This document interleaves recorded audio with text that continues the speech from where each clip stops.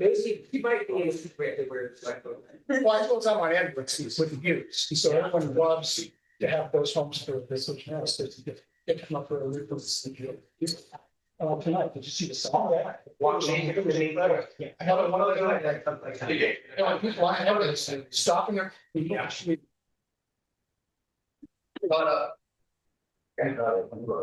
Right, if you were doing back section. Just starting off like right now. That was beautiful. Yeah, they're people just standing on everything, staring at it. It was marvelous.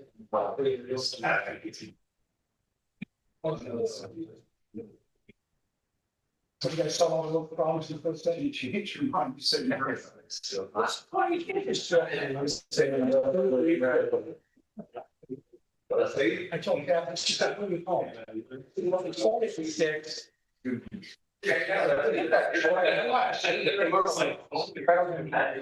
That's first. Hey,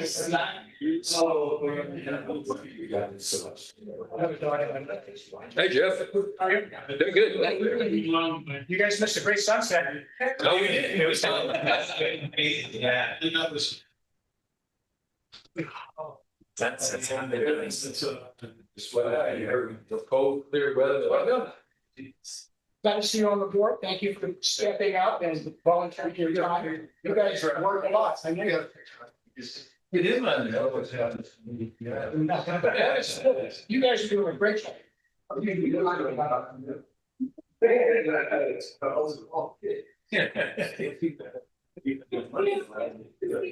Let's find a case. $6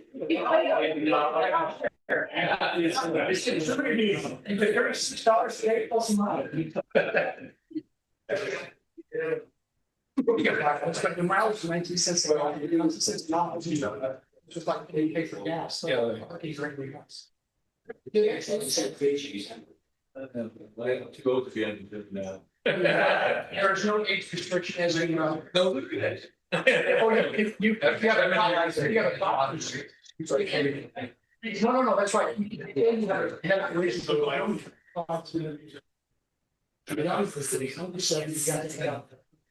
You got to say, I can't get it. I think my wife came up. We have to turn your story. What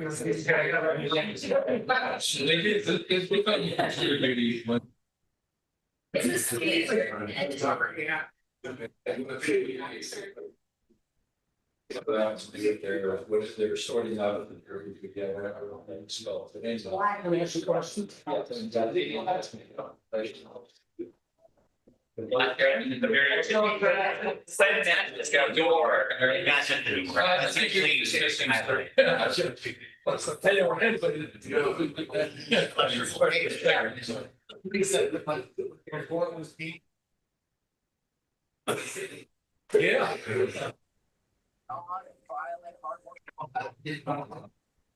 Yeah, it's like, that's, yeah, it's an over, you know, it's right at it. Yeah. You don't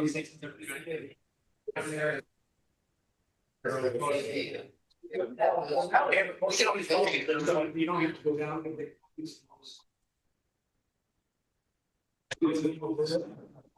You know, it's this core, right? We're smart. Oh, yeah. Also, in a pair of fits.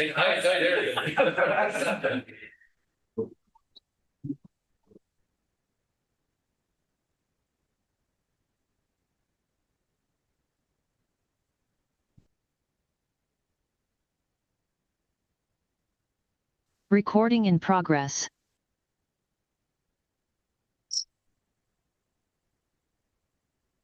It's on. Good. Calling the meeting to order, Trinidad City Council, in the absence of our mayor, Mayor Pro Tem, they will be conducting the meeting. And the first item is the Pledge of Allegiance. All stand and join me. I pledge allegiance to the flag, to the Caesar, to the republic for which it stands, one nation, under God, indivisible, with liberty and justice for all.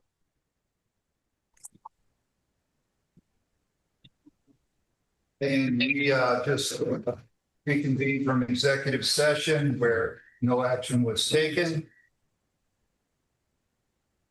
Our next item is approval of the agenda. All the council members had a chance to look at the agenda. Player a motion to approve the agenda. Second that. Then moved and seconded. Is there any further discussion? Is there any public comment on the agenda? Please approach the, On the agenda, no, okay, but just, yeah. right, okay, that's coming up later. All those in favor of approving the agenda? Aye. Any opposed? The motion carries. Next up before us, the approval of the minutes from January 13th, 2026. Haven't had a chance to look at those, so. I'll move that we approve those minutes. Seconded. Any public comment on the minutes of January 13th? Hearing none, all those in favor? Aye. Aye. Any opposed? Minutes are approved. Next item is the council reports. Be assigned. I'll start off with having attended the last HCOG meeting on behalf of the city of Trinidad. We elected new officers. Kept our existing chair, Mike Johnson, from the city of Fortuna. Rica Mayor Kim Burgell is the vice chair now. And Arcata Mayor Kimberly White is the CalCog member. CalCog is kind of the state level analog of HCOG that deals with transportation issues. Most members from the entire state. We affirmed that HCOG will continue to be one possible source for a manager for the Regional Climate Action Plan. An employee will oversee that plan and promote it, try to set it into action. But there's also a chance that the RCEA organization may be interested in serving that function also. So it'll be worked out whether HCOG or RCEA will be handling employing the manager for that program. That'll be worked out in the future. And that's about all I have to report. Anyone else? Let's see, I had a Economic Development Council meeting with the County of Eureka with the other, there must be 12 or 13 stakeholders in that. Right.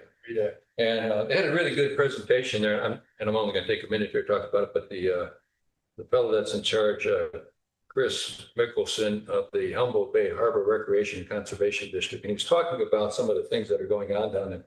And one of the big things, of course, is that heavy lift marine terminal. You know, hopefully that this marine, that the wind project for getting electrical connections back and forth, get that going. It's on temporary hold, as you know, because of funds that have been withheld by current administration. I guess the problem is, and then there's also some other kind of logistical problems right now they're dealing with in Humboldt County as far as resources and maybe finding enough qualified individuals to continue forward on this wind project and the marine heavy lift terminal. Anyhow, they still haven't lost hope on it. They really want to go forward, and I think it's a great project. The other thing is they're talking about for the fishery down there. They're trying to they do sell fish right off the dock down there at the Woodley Island. And we don't do that up here in Trinidad. I'm not sure why, but that might be one of those things that would be a future project that fishermen might be interested in. Absolutely. Yeah. Good thought. I mean, a lot of people I talk to want to know why we can't buy fish down in our dock area for crab, but so The last thing was there's a JPA that was submitted years ago and they're looking for an approval on that from all the different stakeholders. I talked to Gabe about that. We'll get that on and maybe the next agenda, next month's agenda. Other than that, I just gave you an update on our situation up here in Trinidad. Good. Thanks for the report.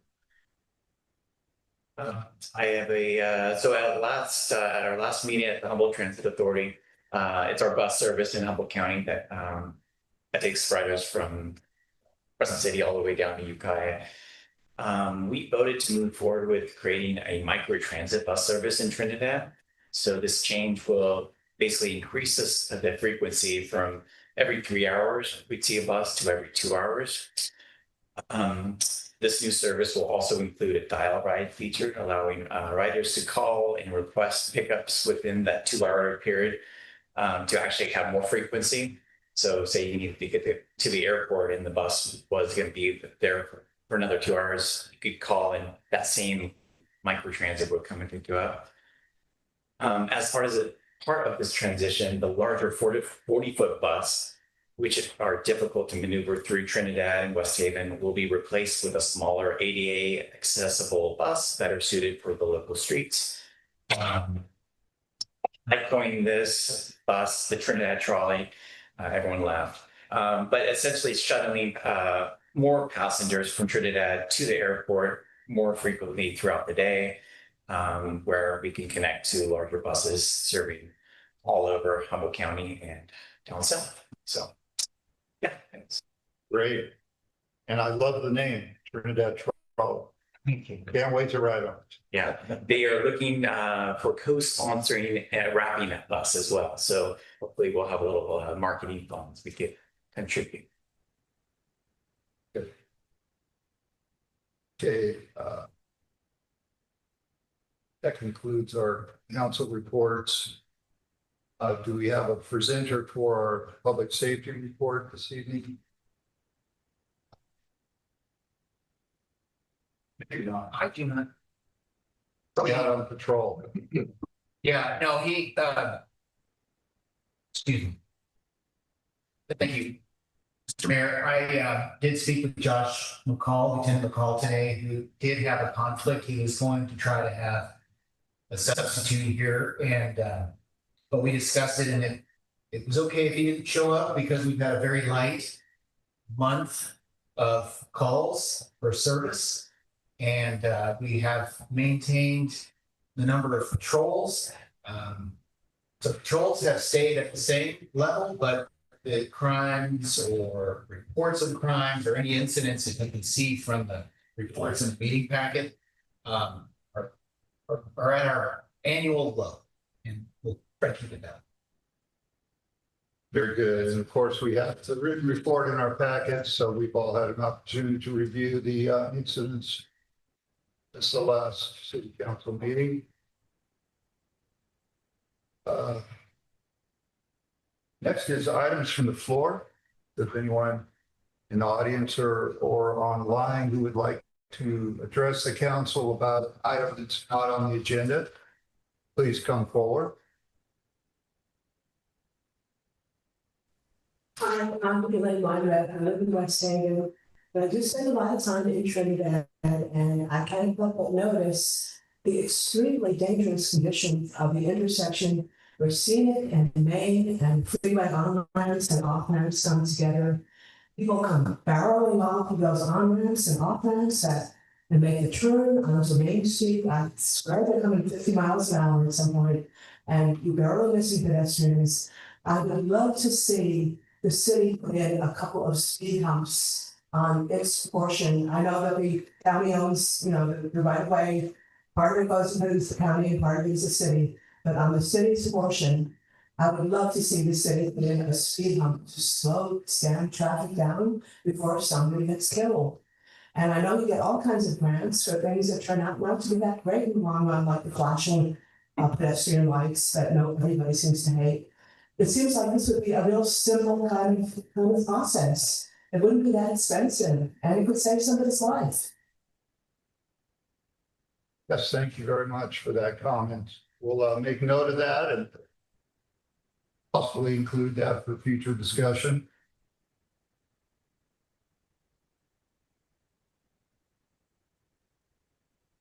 Good evening, everyone. My name is Jeff Barry. I live at 829 Edwards. I wasn't here at the January city council meeting. I wanted to be there, but we had people from out of town staying with us and sort of dinner was a community performance. But I wanted to be here for the discussion and to hear the report of the water break and what had happened and what the response was. So over the weekend, I read the minutes, which were very detailed and helped me understand a little bit better. So I don't want things to go too long, but let me make one comment and then I'll have a question. It looks like we were losing, 72,000 gallons an hour. That's basically 20% of the capacity. And it looks from the report that the first call came in from the system monitoring system at 3, which was about an hour later. So it looks like the monitoring system was triggered after the first 20% was lost. And then the more excitable report came a half an hour after that was discussing that there was a rapid flow rate high. Half an hour later, another 36,000 gallons lost. So by this point in time, we had lost 30% of our water in the first hour and a half. And my question is did the operators that got these calls have a binder of standard operating procedures that would tell them what to do in a case like this or any other more significant or even a less significant incident that they could look to and not on the fly have to try to figure out what to do? When these alarms go off and they get the call, the binder tells them what to do. They don't have to think about it. They don't have to work at it. They don't have to try to run around in an excited emergency situation, because it looks to me like no one ever turned the valve on, because they ran the whole tanks dry in 5 hours, if you just do the math. And it looks like they found out the problem at 7 a.m., 5 hours later, but by then the tank was dry, tanks too were dry. And so my question is, do we have such a binder? And if we don't, of standard operating procedures, we should have one. We should have had one last year or 5 years or 10 years ago. And if we do have a binder, why didn't anybody throw the manual valve after we lost a third or 40% or 50%? Why did it all just run out onto the street? And I'm not here to try and figure out who's at fault. That's a discussion for somebody else's different forum. But I think those questions sort of need to be asked and answered, because I don't want to use this incident as a reason for everybody to argue this is why we need to hook up to Mad River water. This was a problem that could and should have been resolved promptly, expeditiously by our people, by us, and our system. And if we don't, and another question is, why didn't GHD have in there an automatic shut-off valve? Every system that would lose this much water that fast should have an automatic system, automatic valve that would automatically shut off. In fact, if we don't have it, I'd like to know answers about the why. I saw in the minutes that the GHD engineer said, well, in case of fire, we don't want to have that because we want to be able to use the water. Well, but then you have someone send a signal and don't automatically shut it off. So there's ways around it. Those are my comments. I'd like to think we can, let's say, do better next time. I don't want to avoid this happening again. I mean, if you're talking public safety, this is much more important than stupid flashing lights. I mean, having no water to fight a fire in this town for 2 or 3 days, that was a significant public health risk, much bigger than boiling water. Boiling water is inconvenient and a pain in the butt. But not having water to fight a fire was a significant problem that we faced. And I'd like to just make sure we don't have that again. So those are my comments. Thank you.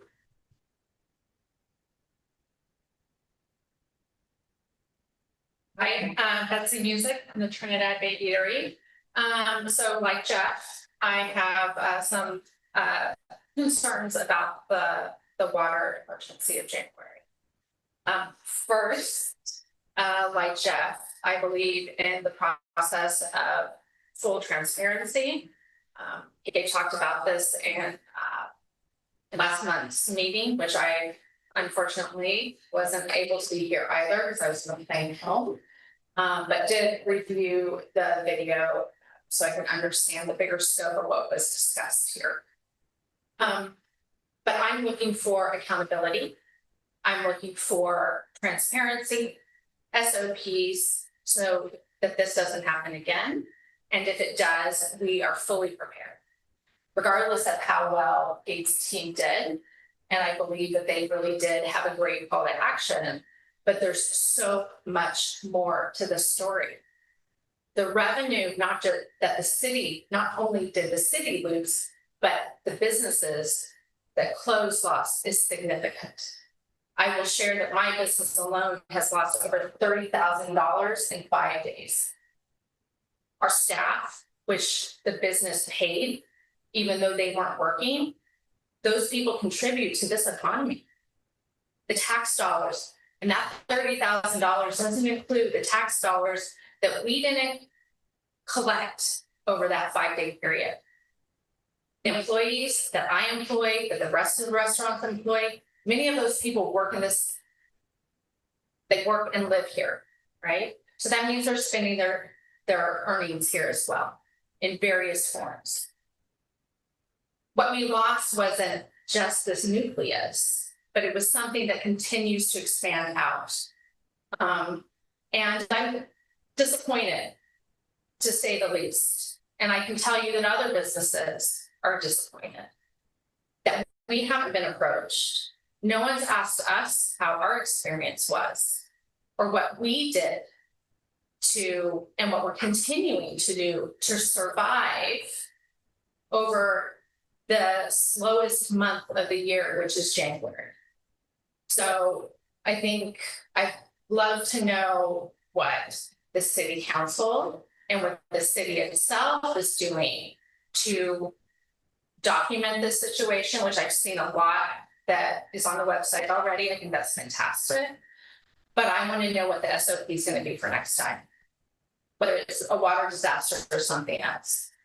And so, yes, I'd love to hear from Gabe.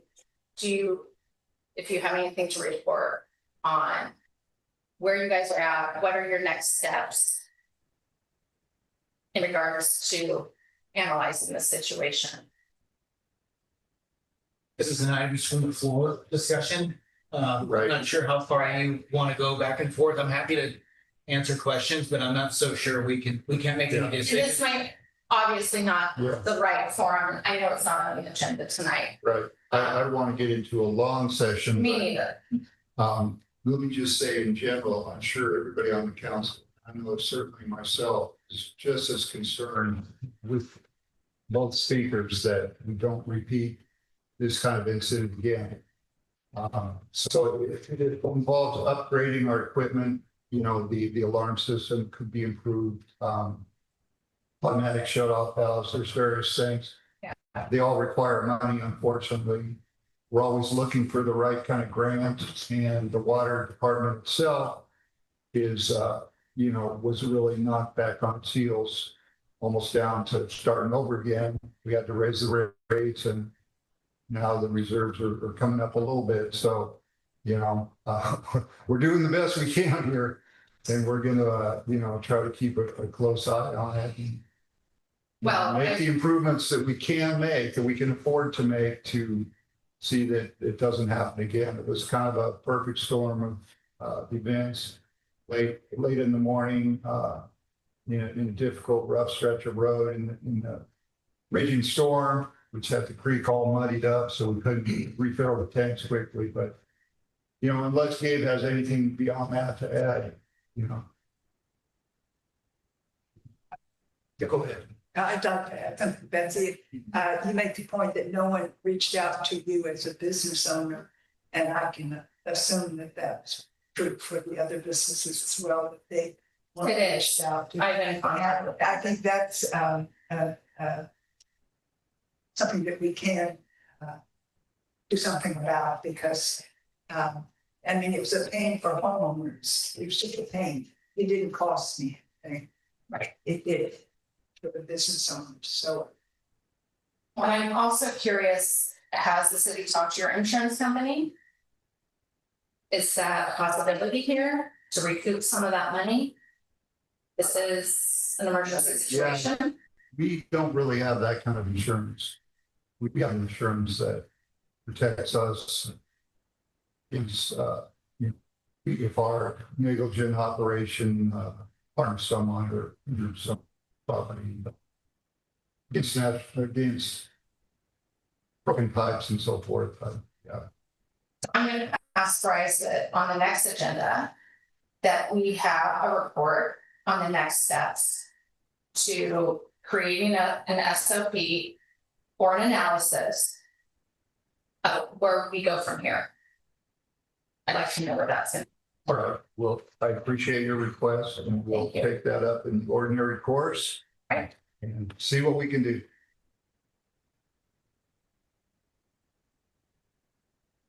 Any other items from the floor or, okay, one more in person here. Richard Johnson, a well-known planning commissioner. Good evening. Good evening. Tonight I'm representing the Trinidad Coastal Land Trust. And first of all, I'd like to thank the City of Trinidad and the Council for continuing support of TCLT, DOT, contributions that we make to us on an annual basis. It really helps. Thank you very much. What I'd like to do very quickly is to read a public service announcement. The Board of Trustees of the Trinidad Coastal Land Trust is pleased to announce the appointment of Dave Farrell as Executive Director effective February 3rd, 2026. Dave brings more than 20 years of experience in land stewardship and nonprofit leadership, most recently serving as the Executive Director of the Bottom Watershed Council. This new role, you will lead TCLT in advancing conservation initiatives, strengthening community partnerships, and supporting long-term stewardship of Trinidad's coastal lands. He has deep roots in our Humboldt County and has extensive experience in nonprofit management, watershed restoration, education and outreach, and natural resources interpretation. They grew up here in California and has lived in Humboldt since 1999. He has a Bachelor of Science degree from Sonoma State University, master's degree in watershed management from Humboldt State. Dave succeeds Claire Nazar, who most of us, of course, recognize. She unfortunately had to leave the area to be with her husband, who was reassigned to the Coast Guard station in the Bay. So I'll just let Dave say a few words to you very quickly. Thank you. Thank you, Richard. Thank you, Council. Thank you, everyone in the city who's here tonight. I just want to say that I know that this position links us inextricably. The shores from Little River, Big Lagoon connect us. And my first time I set foot on the beaches here in 1996, I knew it was a very special place. Walked to Trinidad State Beach to the north and found the arch. Sunny warm day, and it just locked into my mind. And luckily, a few years later, I was able to feel like it's an honor to have the position that I have now with Trinidad Coastal Land Trust.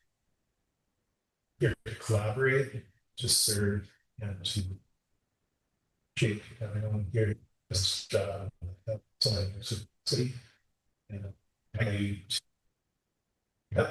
email me, reach out, I'll reach out to you. I'd love to sit down at one of our local cafes and have coffee with you or a drink of choice and talk about your experiences. You see, you can do access better to benefit from sorry out there sometimes. So with that, someone has a question of me right now. No, nice to meet you. And And definitely look forward to working closely with you. As a former board member of the TCLT myself, I know how important it is in community. So good job, Richard. I feel like I'm in great hands with the staff and the board, and I've got connections with some of the community members that are also on boards and some of others. So it's a rich community. Look forward to learning and serving. Absolutely. Okay, any other items on the floor this evening?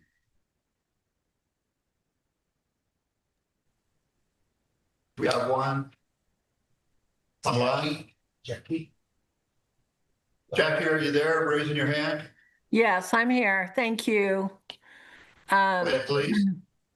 I just wanted to respond to Councilman John's report. I didn't hear all of it regarding the harbor, other than being able to sell crab on the pier.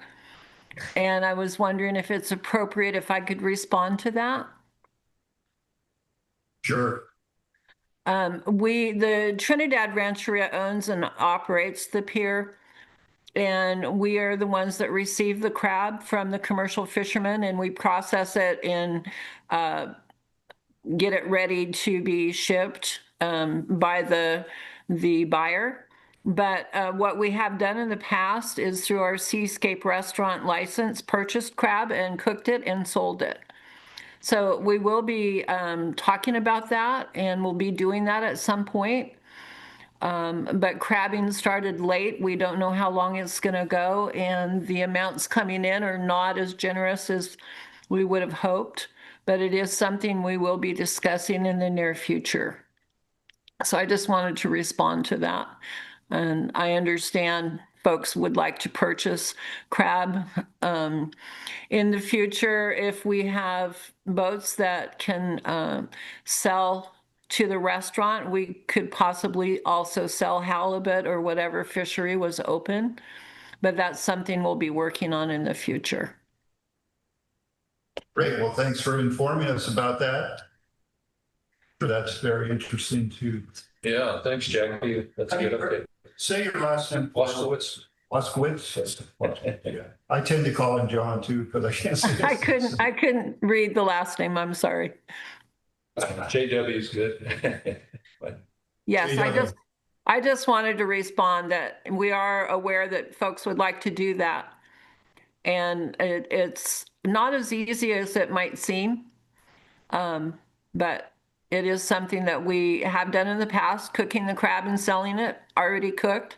So people can either order it ahead or come down on a day where we are cooking it.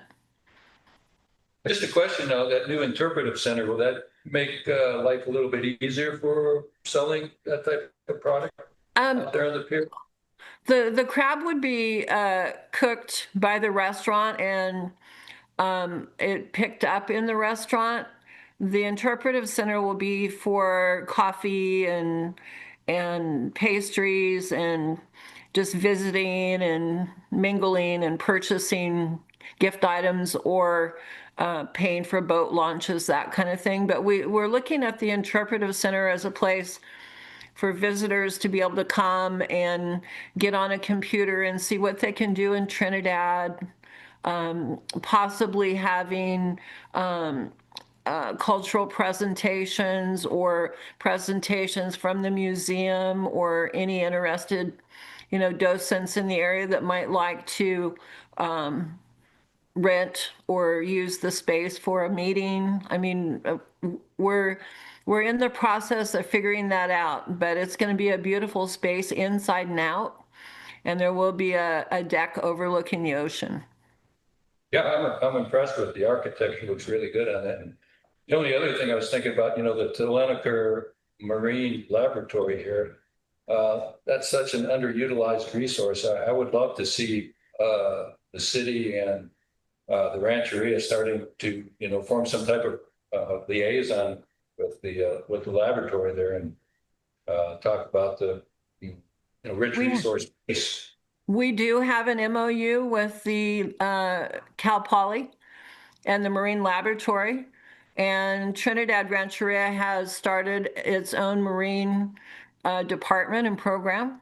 We're currently doing studies in the harbor and looking at the ecosystem. For instance, monitoring kelp, purple urchin, abalone, starfish. We have our own marine biologist. And everything we have done in the harbor is to reduce pollution and to enhance the ecosystem. So we're very much, involved in numerous arenas with ocean health and protection. Okay, thanks, Jackie. Great. Thanks for the comments, Jackie. You're welcome, and we're happy to share more at a later time. I just wanted to get back to you on the crab. Excellent. Okay, any more items from the floor tonight? Hearing none, that brings us to our consent agenda.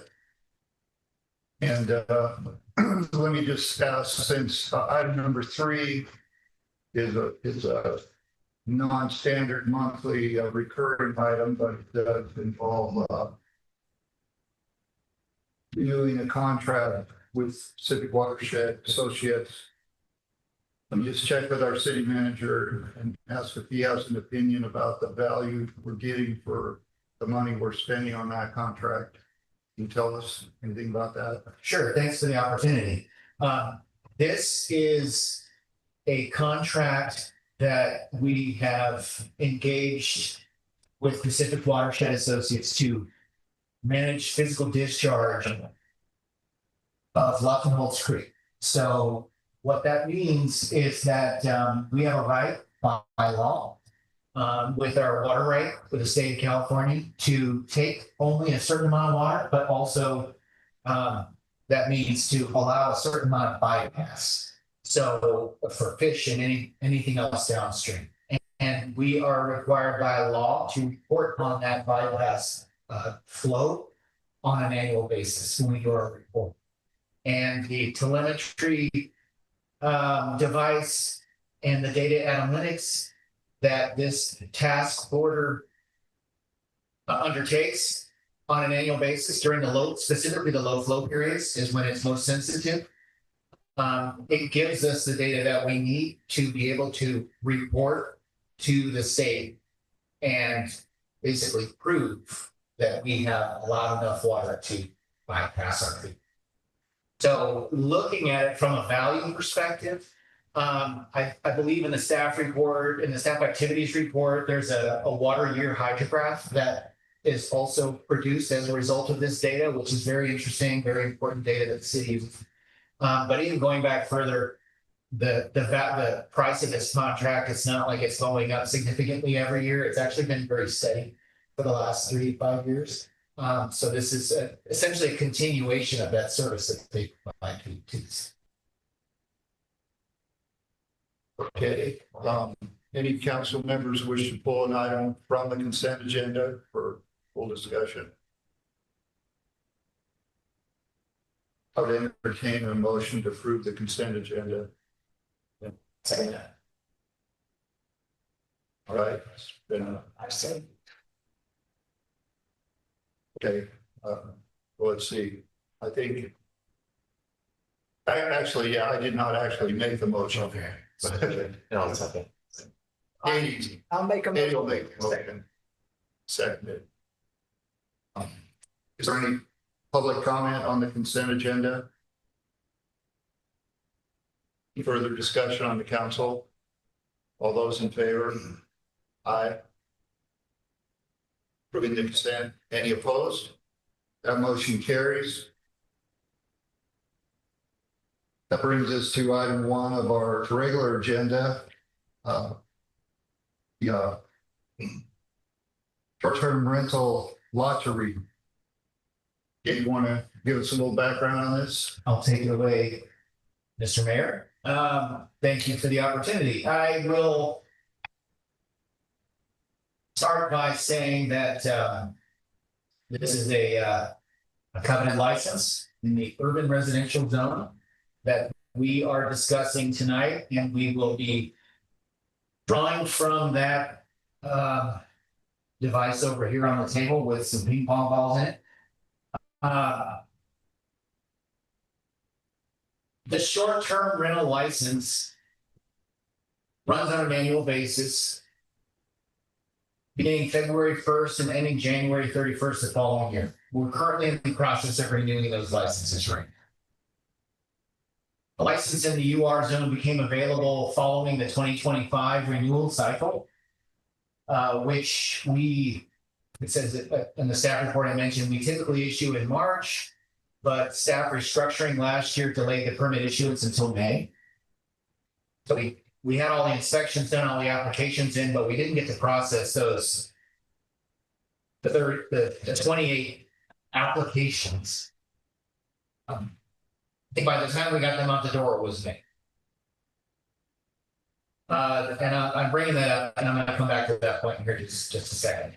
So there are currently 28 licenses issued in the city with an overall citywide cap of 32.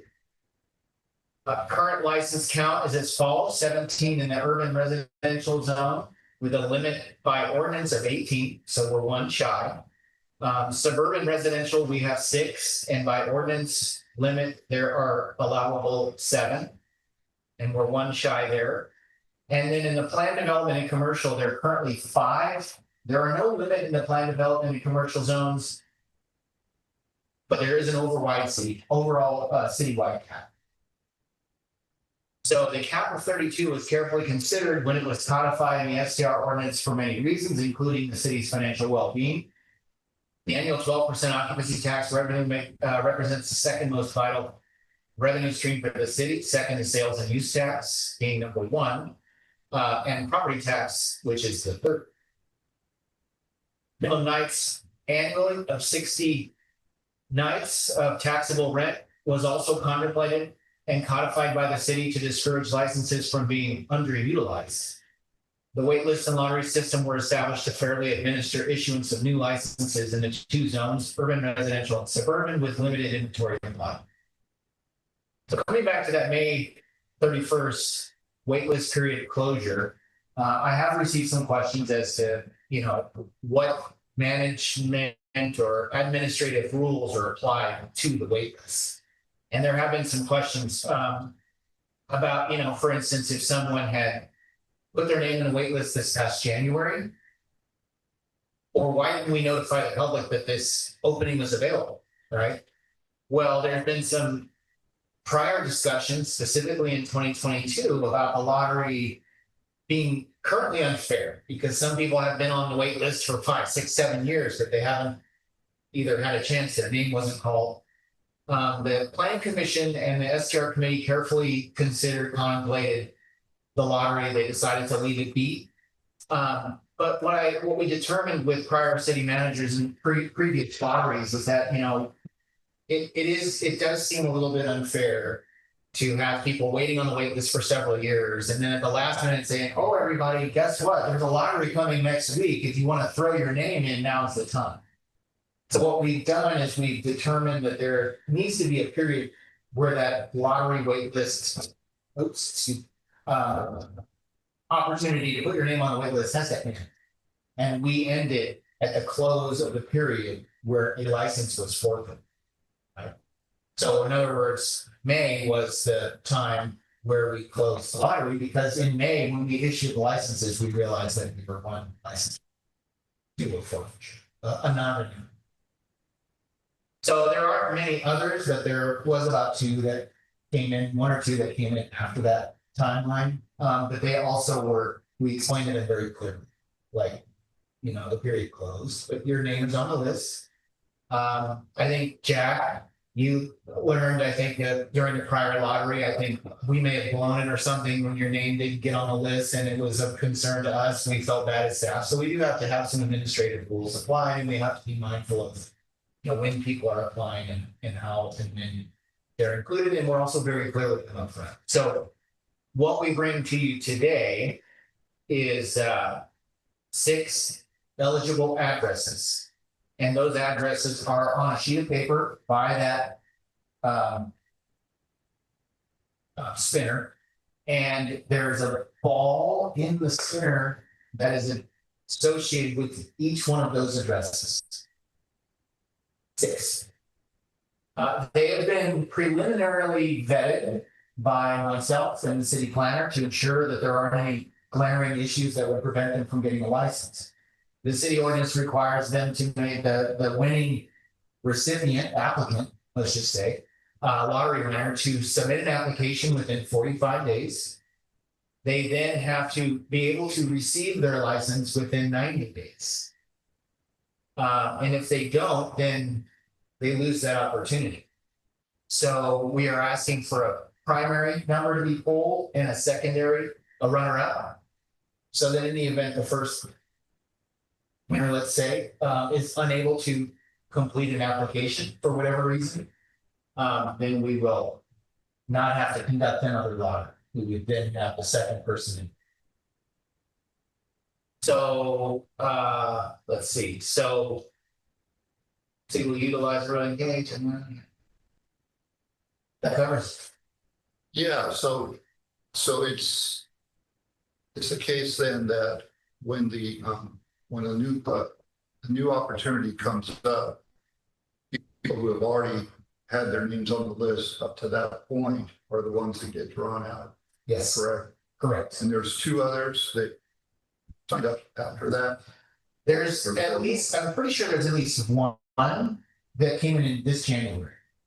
And it's a new renovated home out of the area, folks, that we're contemplating, you know, how to best utilize their property.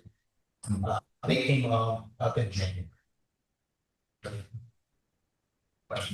You said that they have to be at least 60 nights a year that the short-term rental is rented. A minimum of 60 nights is required by ordinance of taxable rents, which is, you know, recognizable to the city in the terms of TOT payments. So staff just keeps count of that. Yes, you know, there's you know, minimum guidelines to with our trained eye and staff receiving TOT quarterly payments from operators. And there isn't any specific language in the ordinance that says that it has to be 60 nights of taxable rents based on, you know, an average rent or an accepted rent for a house of a certain size of a certain nature. Unfortunately, those details don't exist, but we will be looking for TOT payments. And if necessary, if it looks suspicious, we would then have to do request an audit of nights rented. So for instance, if someone said, oh, I rented it for $1 a night to a friend of mine, you know, and I'm only returning 12% of $30, you know, that would be suspicious. So the expectation and the contemplation at the time was that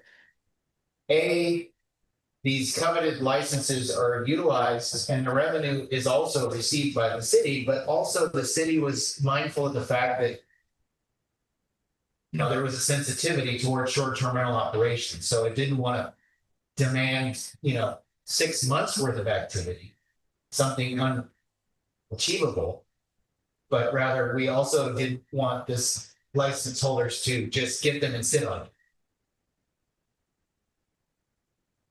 Any other questions for Gabe from the council?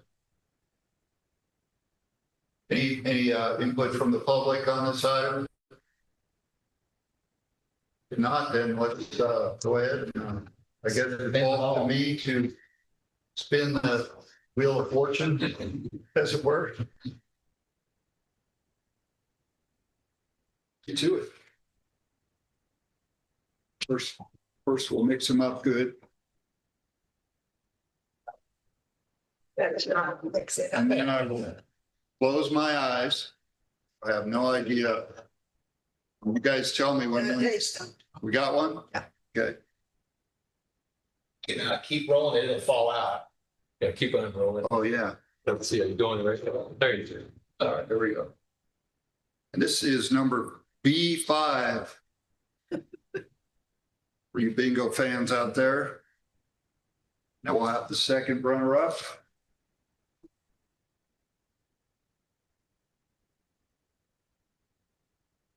Tell me when.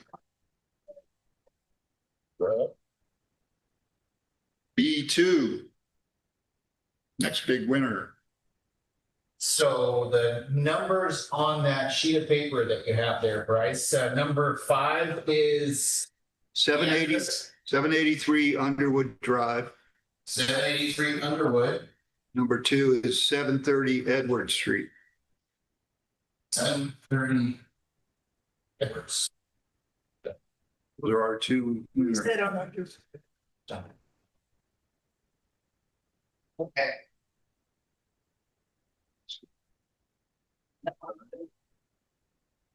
All right. Congratulations to the lucky winners. Yeah, backups. That was it. That was the first and the second, and two, 1 and 2. 780. So 783 Underwood is the first, was the first lottery drawn, and then 730 Edward Street is the second.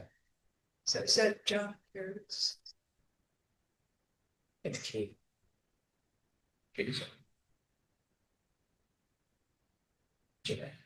So.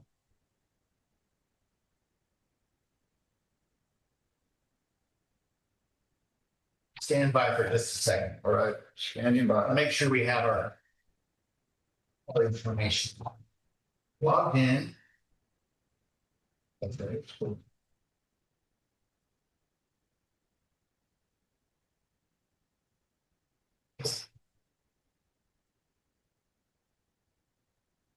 So for clarity, Bryce, you might recognize Lenny Limber, Yes, that's 730 Edwards, Oh, adjacent to Katie's Smokehouse. I know that place. Yeah.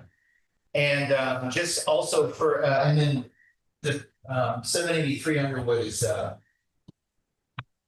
the east of Whiteborough. One house over. Yeah.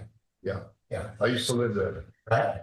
Yeah. There you go. So just for the record, I have these, all the eligible lottery participants were called today to confirm their interests. So there shouldn't be any surprises there that someone changed their mind. And then what this lottery will now do will allow the city to then notify the participants, let them know the results, and then invite an application from starting with 783. And then we'll report back if there's any hiccups in this process. To make that announcement. Very good. And that is the decision. Yes. The chips fall where they may in Trinidad. Big balls. Yeah. So we're now on to item number 2. This is the update and discussion regarding the upcoming city council election year and the key calendar dates. And I will again ask our city manager to walk us through this item. Thank you. This is very informative, no decision required. I just wanted to, each year I like to start out the calendar year with a little preview of what we have coming. By no means is it an exhaustive list. In fact, it's just things that kind of were floating around in my mind. With the first being the upcoming election in November. And when there's an election year of great influence and circumstance to this city, such as 3 members are being expired, whether they choose to continue or not, would be up to their discretion, of course. But their terms will expire in November. And then we also have Councilmember Waskowitz. He's fulfilling a term that was left vacant by Carrie Varela, who served, I believe it was about 9 months of her term. And when that occurs, the election law requires a certification at the next general election, giving the public the opportunity to verify that they would like Mr. Waskowitz to continue. Making appointments for more than 2 years is, according to the election law, is not acceptable. So he doesn't run again. he will be asked if, his seat will be up for competition. Yes. So this November, is it this November? Yes, because he is now entering into a year and 2 months, basically, from Ms. Varela's term. And then by November, that would be the 2nd year. And then he would be, the voters would be asked if they would like to see Mr. Westwood to continue. And also anyone else would be allowed the opportunity to become candidates to compete for that seat if they 2. So 3 4-year terms and 1 2-year term will be on the ballot. And that's it's pretty substantial, I mean, that could really change things. So naturally, it's nice to know what we have coming. I know I've had several conversations with Mayor Kelly about her desires to see some things through before she finishes her term. So it helps to have some rails set. So I mentioned here sticking to a game plan, being able to adapt when needed, balancing competing demands for limited resources are all important aspects of a well-structured government.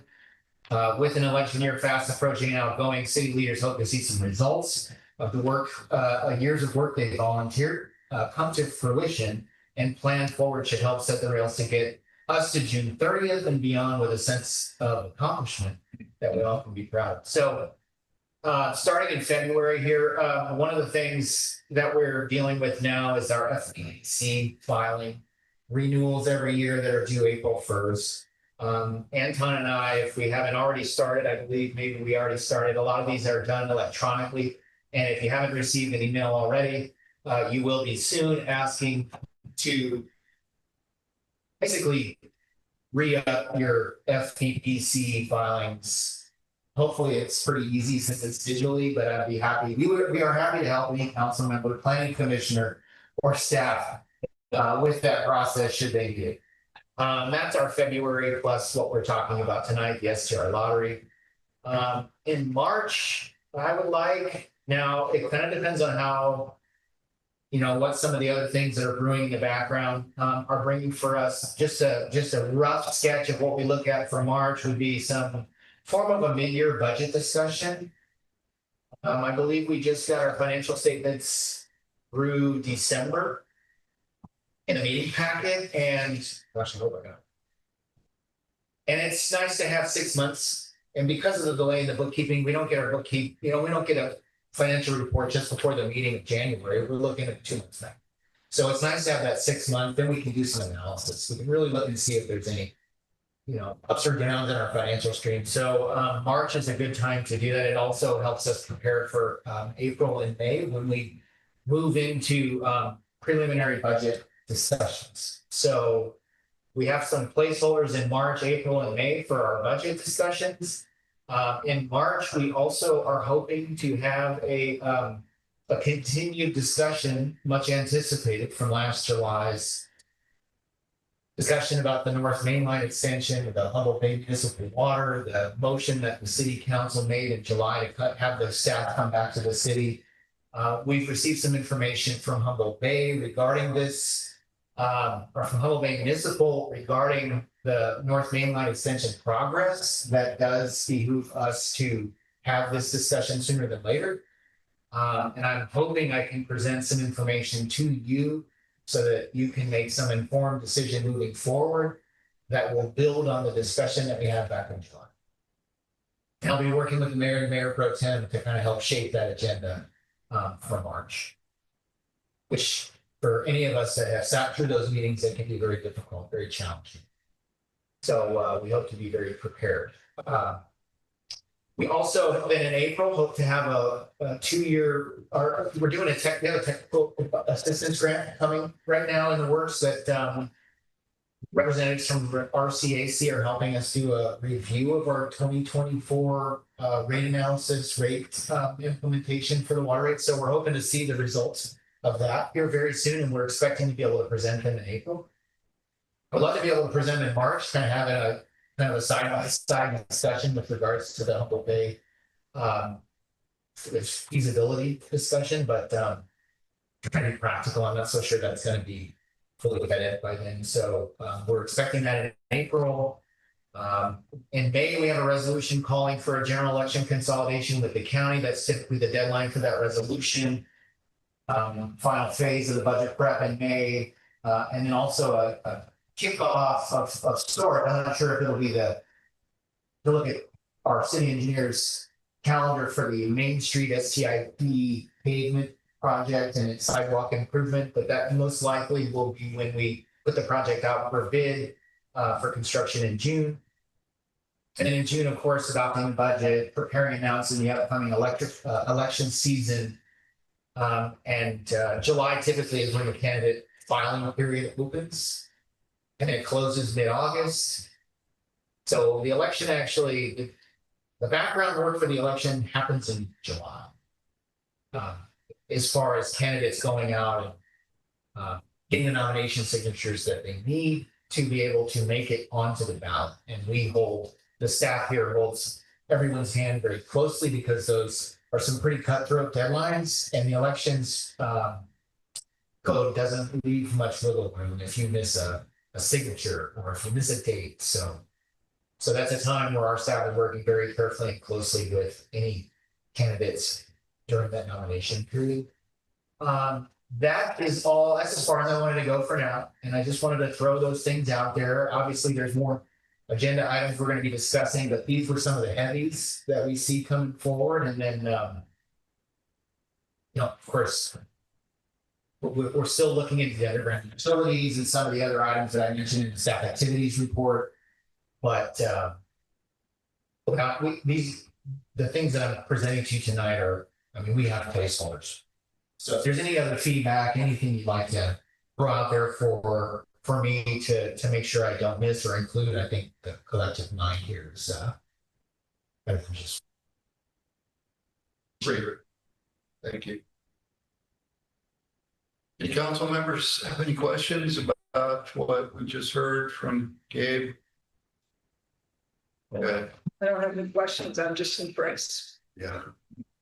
And just to keep all the balls in the air. Oh, my God. Any members of the public have any comments about this item? Anybody online or present?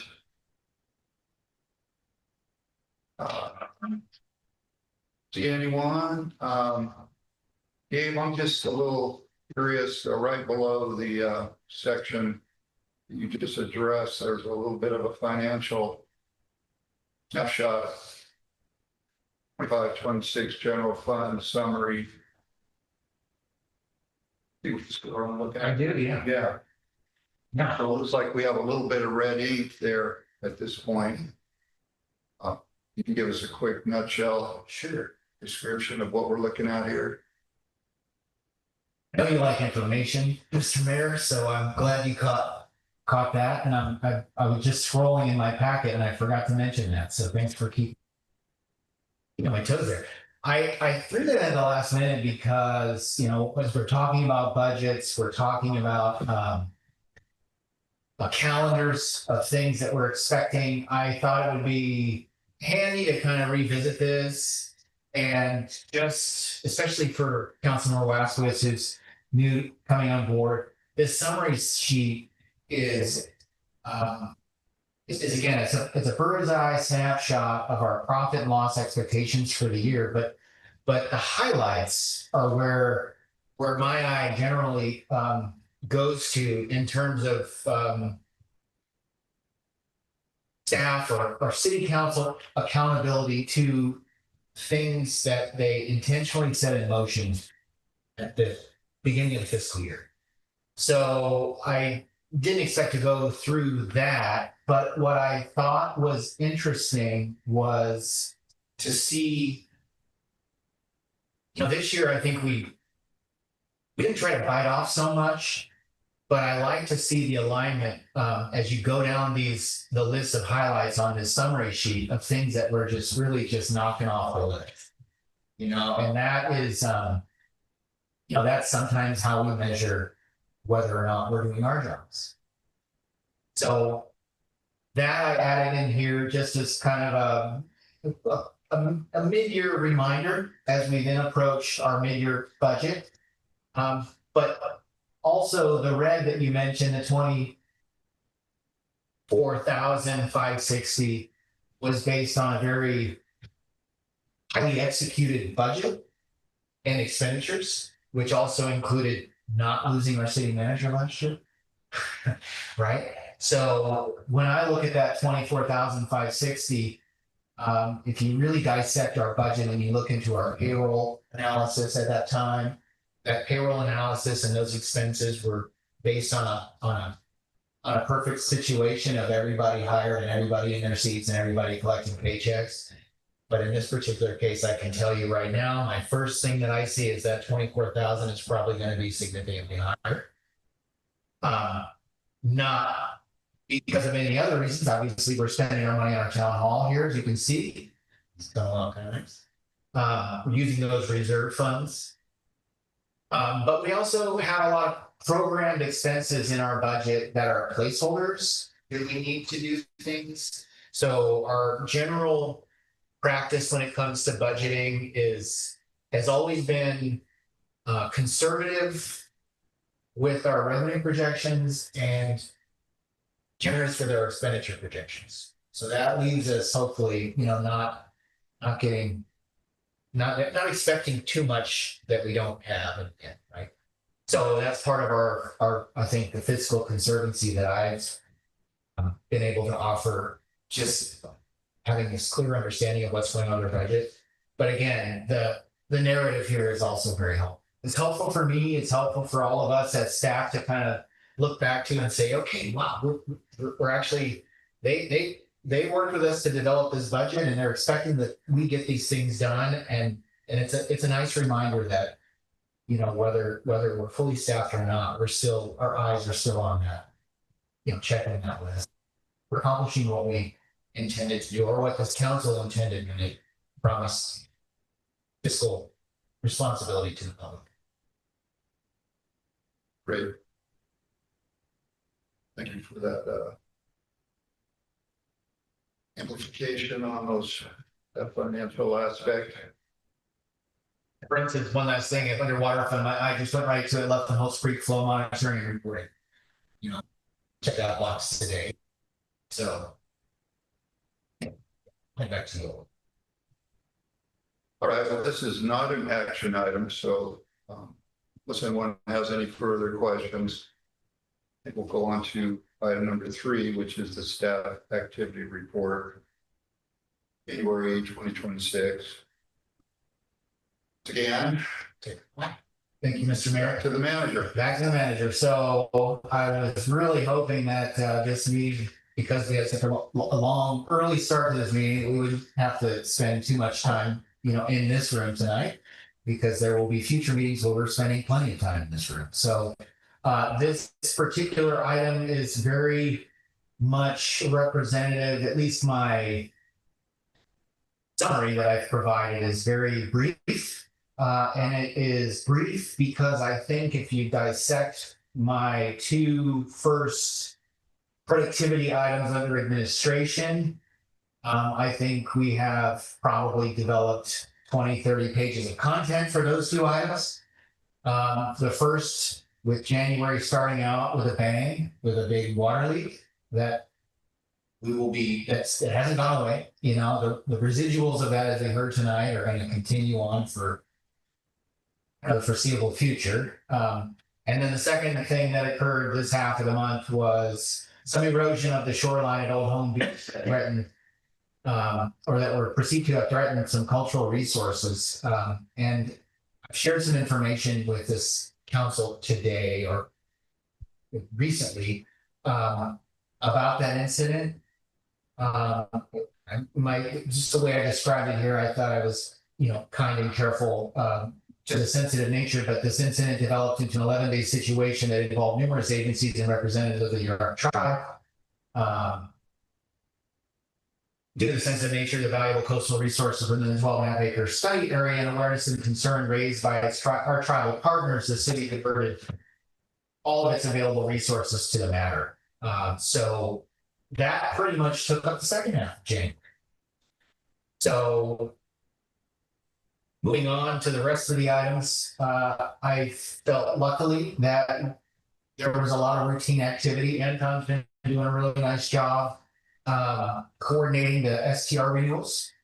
Angela has been doing a terrific job closing out the intertie project. We met our construction deadlines of January 15th, and I believe we are in our closeout reporting phase currently. And then, Angela, can you remind me again, is the end all be all for that grant, is it March 31st? So by March 31st, hopefully we can put this project to rest. And we can, maybe even have a chance to. Sure. We don't want to make it work. We don't want to have to see this thing work, right? That's usually a bad situation, but we'll be able to divert our attention elsewhere, which this project has been very consuming of our time. So we are hoping that goes successfully. Everything else, I guess, I think you feel what I feel. And when I talk to our public safety staff, and when I look at our water use consumed this past month, which is at its 5-year low, which means that we're back to pre-pandemic consumption. When the pandemic hit, water consumption rocketed because we had more occupants in the houses. People were in Trinidad more often throughout the year. And as you can see from our safety stats and discussions that I've had with law enforcement, is that we have our town back. The locals have its town right. There are here and not a lot of tourists, not a lot of visitors. The water consumption and the public safety stats seem to agree with that. And it's kind of the field like too. I don't know if anyone's been wandering the beaches and the trails lately, but it does feel quite empty. As far as all the other items in our staff report, some of that's very routine. We're still engaged with our city auditor right now and hoping we can have a conclusion to our audit by next month. Public Works getting back to a little routine. They were really worked pretty hard by the water leak at the beginning of the month, and they've really tightened our ship. These are learning experiences that we have to really button down and learn. And like we heard at the podium today, when we see this happen again, we can't promise that, but we can be as prepared as we can. Carl Anderson, I'm very pleased to announce our T3 tested operator had just passed his distribution 2 exam this week. He aced it, which that's the easier of the two, but we are a T3D2 plant, which means that we need a certified T3D2 operator. And that was the one component that he had not had. Now, he's still working towards, and he should be there any minute now, his minimum required hours by the state to have been working as a T3 operator. I think it's 1,800 hours roughly, and he's well over the 1,600 mark, 1,700 mark. So once we have that under wraps, he will be submitting his paperwork to the state to get his license officially. So he's tested, he's done, he's progressed to that level. Great. So, and then also I believe Kyle and Sega, at least Kyle is taking his distribution exam as well, D2, very soon. I think I just wrote a check for his exam. Yeah, he doesn't have a date yet. So our operators are moving towards their goals, which we need them to. This is absolutely what we have in store for us. Currently, we do have Eric Sanders, our T3 contracted operator, who you met last month on Zoom. He's still overseeing, and I can't emphasize enough how important it was to have him here, because even our bench, rookie staff, in terms of the regulatory implications of this occurrence, this incident that occurred, the water leak, like having somebody there to say, here's what you need to do now, was very helpful. So I can see, I kept telling him behind the scenes, I'm like, hey, you earned your paycheck this month there. But we will be discussing, as soon as Carl gets his paperwork, we'll be discussing, kind of further wielding that expectation of his time. And he has also expressed a willingness to proceed kind of on a, let's say a retainer, but proceed with the city on a much lower time and material basis. So that's very helpful to know. Hopefully within the next month or so, we'll get some definitive information from the state on Carl. But I was really impressed with Eric's knowledge too, when he addressed us at the last meeting. Very valuable. Yeah. Yeah. Thanks for mentioning that too. And I'll share that with him as well. I agree. Let's see. Anything else of particular note? Not necessarily. You've seen the town hall. We're all getting used to it. Looking good. I was just thinking about, when the tennis court gets its resurfaced, if there's some blue in that court too, then a fresh coat of blue in there, we're gonna have blue everywhere. But it does look really good. It's gonna help the city. Now, of course, that right there scared me, that wall. But I know where that's from. I know what that came from, that buckle and that lumber. Very exciting, but for the most part, when the painting's done, it'll conclude our town hall improvements. Is there really anything that they can do about that trim at the top?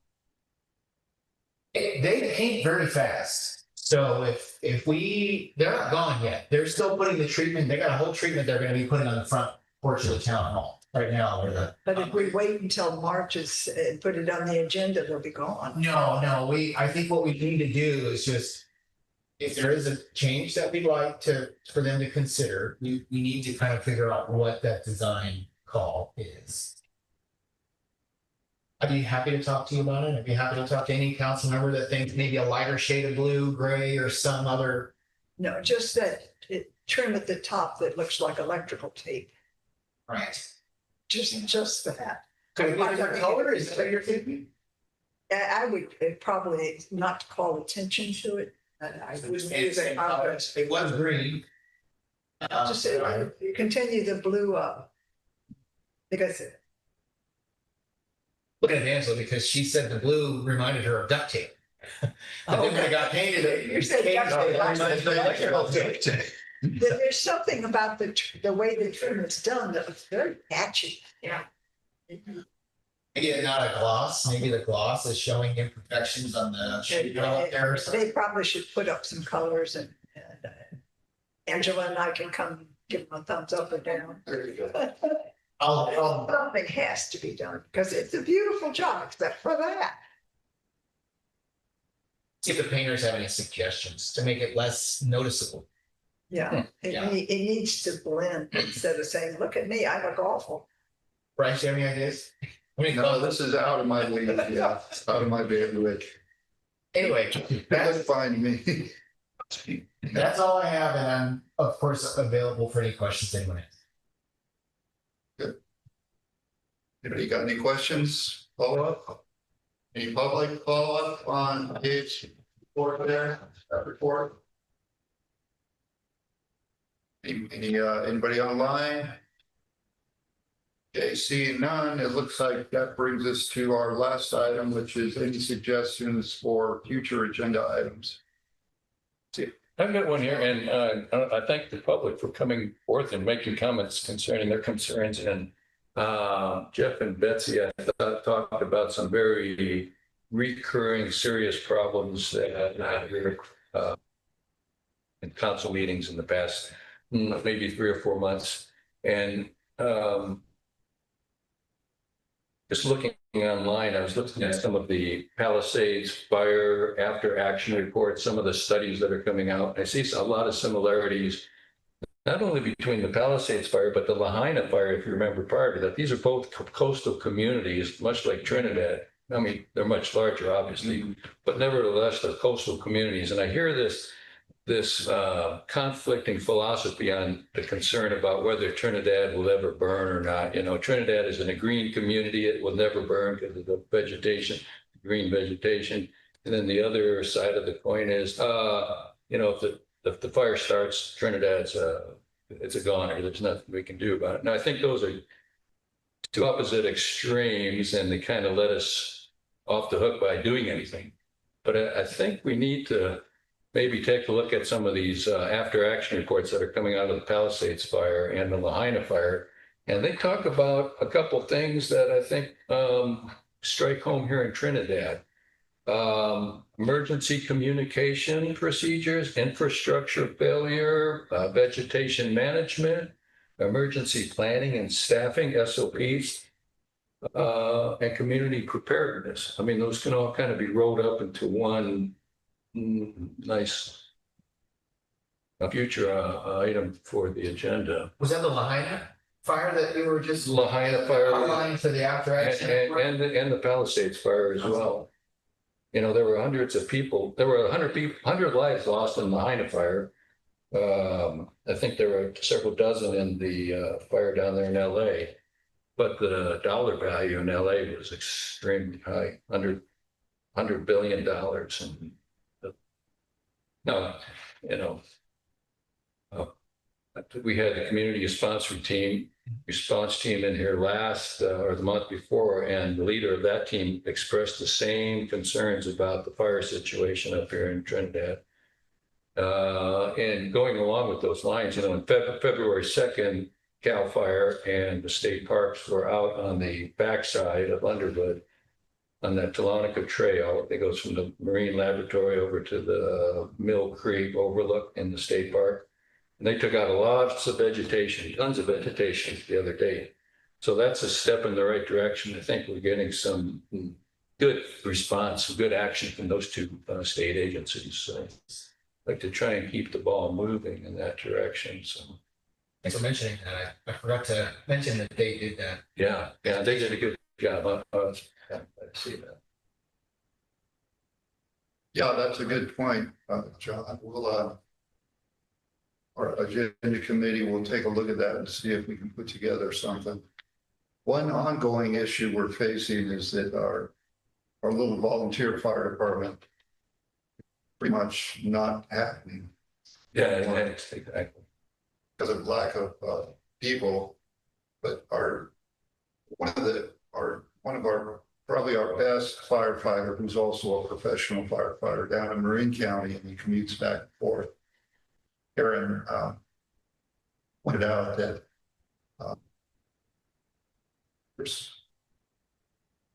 having enough water is important, but it doesn't do any good if you don't have all the equipment and the people to apply the water. Right. In a big fire in Trinidad, that would be the same type of thing. Would be just like in Arcata, where every engine in the county responded. Yeah. To that fire. And that's the way the system is set up. And, we would have to depend on that for everybody to show up in Trinidad if they were needed also. And that's, when you read these after action reports on the Palisades fire, I mean, their fire units were out on the beach somewhere 30 miles away when they should have been. I mean, they could have been right at home in the fire station, but they weren't. So yeah. So I think what we're looking at really is trying to put together a plan in place that addresses those shortcomings. For instance, we may not be able to stop a fire, but if we can slow a fire down enough to the point where we can get the resources from CAL FIRE or wherever they're going to come from to help put it out, that's an important part of the overall plan. The way it stands now, that wind gets up in the canopy of these trees up here, it's pretty much all over. But if you can start making fire breaks or taking out certain vegetation, and then getting the water system, making sure we have a bulletproof water system. So not like happened in LA where they ran out of water. They were, taking buckets of water out of the truck to try and fight fire. Yeah, that's something that's always on our radar. We're working with the county, and we're aware of county committees and stuff that are looking for a kind of a new organization for Northern Humboldt County. Right now, the county is actually involved in being responsible for certain areas, and they want to get out completely. So CAL FIRE is looking at expanding its role and also getting places like Trinidad and West Haven and Oric to coordinate with them and organize and have like a new fire regime. Well, we're very fortunate to have CAL FIRE just down the road. Yeah, we're very lucky. That's a real asset for us. Right. Well, thanks for bringing that up, and we'll see if we can get that on an agenda sometime soon. Sounds good. What'd you have, Gabe? I was just going to say, I'll mention real quick, fire and water. Here's fire and water this time, this discussion. So the good news is that we're going to be talking a little bit more about water and what the city's. I think Aaron Hicken mentioned a generational decisions or whatever at one of the podium comments that he made about how the city is dealing with its water. But with what you're saying right now, I see water on the radar for the cities. Those discussions are coming your way for sure. And then back to what Bryce mentioned, and I see Jackie's hand up. My guess is she's gonna be, she might be mentioning something similar to what I was just gonna say, had engaged in the North County Fire Working Group. And your council budgeted, I want to say it was either at the November or, I was looking for it right now. I should have this handy. But a deposit towards the North Fire Working Group study, which is a consulting firm through LAFCO is investing a good amount of time in this exact discussion that we're having right now. And I'll turn it back over to you, and I'll let Ms. Hosser Parmesan chime in. Yeah, go ahead, Jackie, please. Thank you. Yes, that is exactly what I was going to do, Gabe. The study that's happening is going to look at the whole CSA4, I believe it's called, and the gaps and the strengths, the weaknesses of each fire agency, and make recommendations. And so we're partnering with the city, ourselves, and who's the third partner on that? Do you recall, Gabe? There's 3 of us. Yeah, it's I'm looking at it right now. It's let's see, the group consists of the County of Humboldt, the City of Trinidad, Trinidad Rancheria, West Haven Fire. Okay. So yeah, that study is going to be extremely important to see. And the Rancheria is entering into an agreement to enter the Amador agreement with the county. And we should be going before the county sometime in the next month or so to become part of that Amador agreement and to contribute during the interim until that fire study is done to determine what our fair share is. So we're definitely, Councilman John, we're definitely on the same page. We're doing brush clearing, underbrush, and trying to be as safe as we can. Thank you. Yes, that's a good point, Jackie. I should have mentioned that the Rancheria is one of the active parties working on that committee. I forgot about that, so thank you. Okay, good. Well, if there's no other suggestions for future agenda items, I would entertain a motion to adjourn. Do we have a second on that? Moved and seconded. Any further discussion? All those in favor? Aye. Any opposed? Meeting's adjourned.